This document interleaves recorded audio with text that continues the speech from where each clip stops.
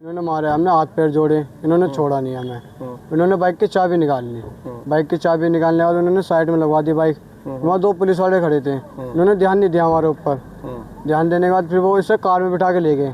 फिर हमसे कहते ऑफिस पर आ जाइयो। हम जैसे ऑफिस पर आए, वो भाई सोफे के पास गिरा हुआ मिला हमें। हम तो सिर्फ नहाने जा रहे थे, हमें क्या पता था कि घर से चंद दूरी पर मौत हमारा इंतजार करती है। ये कहना है नदीम का, जिसकी रूह आज भी उस खौफनाक मंजर को याद करके कांप जाती है। नदीम की आंखों में आज भी वो खौफनाक मंजर तैर रहा है। नदीम अपने दोस्त मोहम्मद जैद और शारीक और इब्राहिम के साथ बाइक पर सवार होकर बेहटा स्थित एक स्विमिंग पूल में नहाने जा रहा था। जैसे ही वो लोनी मेन रोड से बेहटा रोड की ओर मुड़े, एक नीले रंग की कार से उनकी मामूली टक्कर हो गई।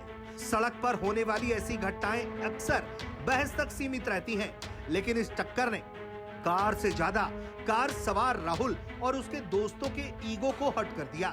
कार से उतरते ही राहुल ने जैद की बेरहमी से पिटाई शुरू कर दी। नदीम ने बताया कि इसके बाद आरोपी जैद को जबरन अपनी कार में बैठाकर मनीष प्रॉपर्टीज के कार्यालय ले जाया गया।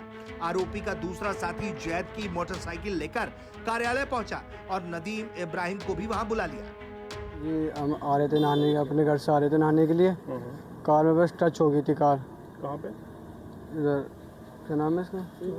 हाँ ठीक है। वहाँ उन्हें टच होने के बाद वो बाहर निकल के इसमें 2-3 चाटे मारे। कितने लड़के थे गाड़ी में? 2। अच्छा, फिर इन्होंने मारा, हमने हाथ पैर जोड़े, इन्होंने छोड़ा नहीं हमें। इन्होंने बाइक की चाबी निकाल ली, बाइक की चाबी निकालने के बाद उन्होंने साइड में लगवा दी बाइक। वहाँ दो पुलिस वाले खड़े थे, इन्होंने ध्यान नहीं दिया हमारे ऊपर। ध्यान देने के बाद फिर वो इसे कार में बिठा के ले गए। फिर हमसे कहते ऑफिस पर आ जाइयो। हम जैसे ऑफिस पर आए, वो भाई सोफे के पास गिरा हुआ मिला हमें। अच्छा। फिर हमने अंदर कितने लोग थे गाड़ी में? 2 वो और थे, वही वाले जो कार में थे 2। हाँ वही 2 थे। फिर हमने कि भाई इसके साथ क्या कर दिया, वो उन्होंने बेहोश हो गया, पानी ले गया। मैं बराबर दुकान वाले से पानी लेने गया। इन्होंने पूछा क्या हो गया, मैंने ऐसे कह दिया बेहोश हो गया लमडा। मैं पानी लेने गया, फिर इन्होंने हमें भी धमकी दे दी कि इसे ले जा के तुझे भी मार देंगे। फिर इसे उठवाने के लिए इनने भी मदद करी हमारी। जब बाइक पे ले जाने के बाद फिर वो कहने लगे इधर मत जा, रोड की साइड जा कि इधर पुलिस वाले मिलेंगे। ये बात हम ले गए हॉस्पिटल, 3 हॉस्पिटल में ले गए। कौन से? फ्लाईओवर से नीचे उतर गए। अच्छा, फिर वहाँ पर क्या बताया? वो कह रहा GTB ले जाओ। फिर एक के पास वो करा, वो भी कहा GTB ले जाओ। इसके जब तुम लेकर गए थे क्या स्थिति थी उस समय? कुछ लेकर गए थे क्या? आँख पलटी हुई थी। सांस चल रहा था उस समय? नहीं, कुछ भी नहीं। इस चक्कर में वो ऐसे कर ले गए, ट्रीटमेंट में बिठा के फिर GTB ले गए। GTB में कह दी इसकी दिल की धड़कन, नस और आँख सब पलट गई, खत्म। जब नदीम और इब्राहिम मनीष प्रॉपर्टीज के ऑफिस पहुंचे तो उनके सामने जो दृश्य था उसने उन्हें भीतर तक झकझोर दिया। आरोप है कि जैद जमीन पर बेहोश पड़ा हुआ था। राहुल नाम का युवक लगातार गाली गलौज करते हुए उसे लातों से बेरहमी से मार रहा था। कुछ ही देर में जैद पूरी तरह बेहोश हो गया।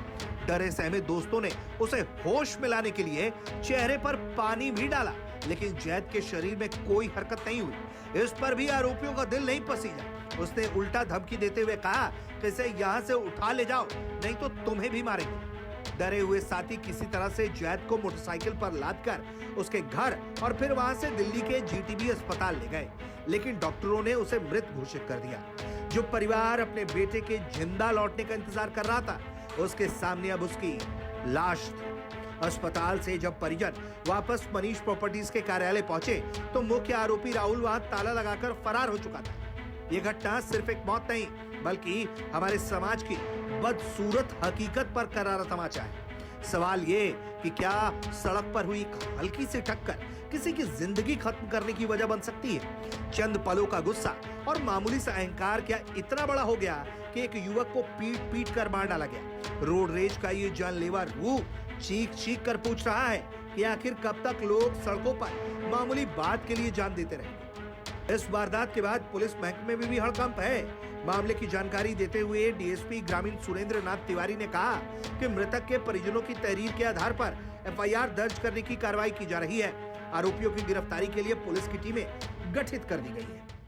आज थाना लोनीवाड़ा पर एक सूचना प्राप्त हुई कि जैद नामक लड़का जो मुस्तफाबाद लोनी का रहने वाला है, वह कहीं जा रहा था, जहां पर उसकी बाइक और एक कार में हल्की टक्कर हो गई थी, जिस पर उनकी कहा सुनी और कार में सवार लोगों द्वारा उसकी पिटाई कर दी गई थी और उसे उसके साथ में अस्पताल ले जाया गया था, जहां मृत को घोषित कर दिया गया है। उसके परिवार द्वारा तहरीर प्रदान की गई, इस पर FIR पंजीकृत किया जा रहा है।